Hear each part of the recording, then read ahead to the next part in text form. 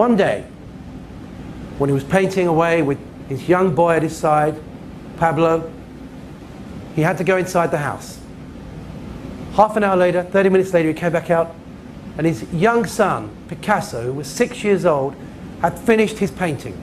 But not just finished it, but finished it par excellence. It was far beyond the talent of his father. 6-year-old son. And from that moment on, Pablo Picasso became the most important man in the household, even though he was 6 years old. His father gave him his easel, his palette, and his brushes and his oils, and said, "You are the most important painter of the family." Now, can you imagine that? Can you imagine what that's like for a grown man of artistic ability to see a 6-year-old son have so much talent? It's brilliant and inspired, but at the same time, it's almost the death of yourself as an artist. So, his father wanted him to be an intellectual artist. He wanted him to be the artist he couldn't be. And he was unremitting in his training, in shaping his son as an artist. As I say, most of his learning took place at the back of his father's art room. Very strong relationship, that's very powerful, a very strong bond, and it would affect Picasso all of his life. Now, this is a composition set up, no doubt, by Picasso's father, Don Jose. There he is on the left, that's his father. On the right is his mother, and in the bed is his sister. Now, this piece is called Science, and it's an allegorical piece, and it's the type of painting Picasso's father would have liked to have painted. An intellectual, allegorical piece in the true tradition of the great masters. Now, he's 14 years old. What do you think?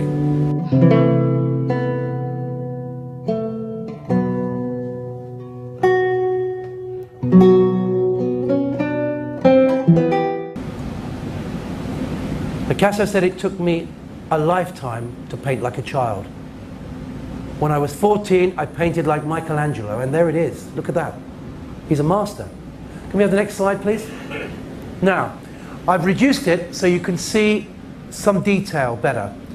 Look at the wall, look at the window, look at the dirt coming down from the window, the marks. Look at the bedspread, the detail in the bedspread. It has the texture and depth of a man painting in his 60s or 50s. You can see that? It's stark. Now, when Picasso painted nudes, he didn't paint nude, he painted nakedness.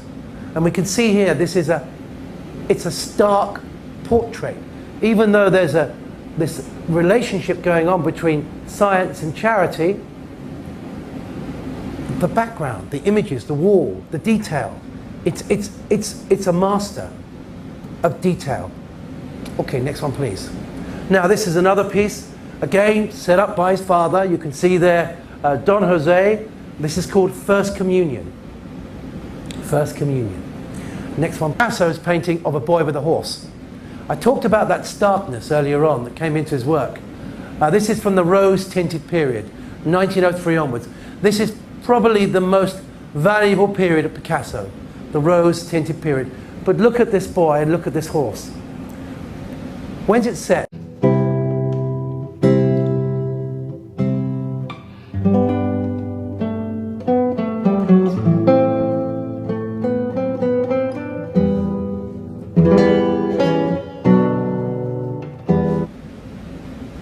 When do you think this painting is set? Any idea? Is there anything in there to define its age, that it's meant to be, a time it's meant to be set in? Can anybody see anything? There's no leather on the horse, no clothes on the boy, there's no background, no buildings. We have no idea when this piece is set. It's primeval. It's a primeval work of art of a young boy with a horse. It's stark, it's simple, it's not a nude, he's naked.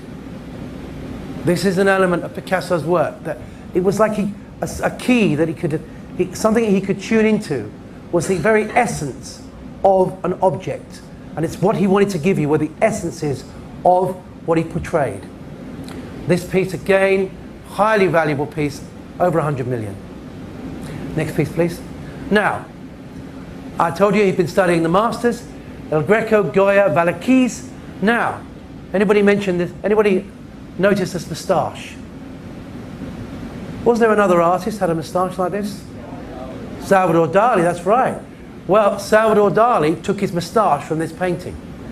Philip IV of Spain by Diego Velázquez. Carlos Casagemas. Now, Carlos Casagemas is slightly older than him, and he is very intense. He's brooding and intense. And you can see from this painting by Picasso, a man of quite a dark intensity. They become great friends, and they decide to move to Paris together. Picasso moves to Paris October 1900, just before his 19th birthday. And he goes to Paris, and Paris at this time is full of anarchy as well. It's turning the art world on its head. It's trashing traditional art, traditional poetry, traditional theatre. Everything is being junked and thrown out the window, and it's avant-garde. It's the new wave of art. 1900 Paris, the big noise in the art world is Toulouse-Lautrec. And we can see the flat lithographic style, the skeletal lines, and the flat style of Toulouse-Lautrec's Moulin Rouge posters. We can see it all there. It's all there. Picasso arrives, and like so many other artists, copies what's in vogue. Le Moulin de la Galette. It's a slightly down market place from Le Moulin Rouge, which of course Toulouse-Lautrec painted. It's a very famous piece. And Picasso painted this rendition of Le Moulin de la Galette. And again, we can see he's following the master work of Toulouse-Lautrec at this time. He hasn't found his own style yet. Next one, please. Now there he is, 1901, Paris, Yoel Ray.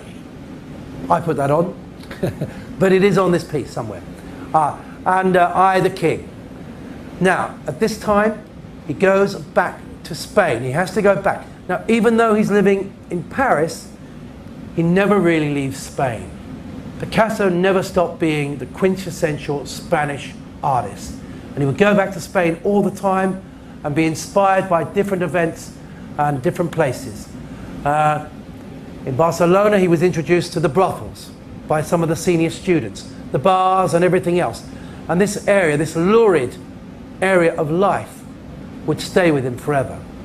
Again, Paris, anarchy, brothels, the places that Toulouse-Lautrec had painted as well. So, now at this moment, he goes back to Barcelona. His friend, Carlos Casagemas, is not in a good way. He's broken-hearted. He's been turned down by Germain, and he turns around to everybody and he says, right, I'm leaving Paris. I've had enough of this. And he has one last big party in a restaurant. He gets all his friends together, all of their circle of friends. They have a large table. They drink champagne and wine all night. And at the end of it, just before midnight, he stands up, staggers, splurts out some broken, incoherent French, and he pulls out a gun. He points it at Germain, but she saw what was coming and she ducks, and the bullet grazes her temple. There's a pause in the restaurant, as you can imagine there would be, and he turns the gun on himself and he pulls the trigger. Boom. 1 hour later, he's dead. Pretty dramatic a moment in time. Everybody is shocked and horrid. Picasso gets news and he rushes back from Barcelona to Paris, and he paints this piece. This is Carlos Casagemas on his deathbed. And there's the bullet hole just above the ear. Now this moment in time it's so powerful. for Picasso. Whether he felt guilt, if he'd been there he could have stopped it, he'd left his friend on his own when he was emotionally unstable.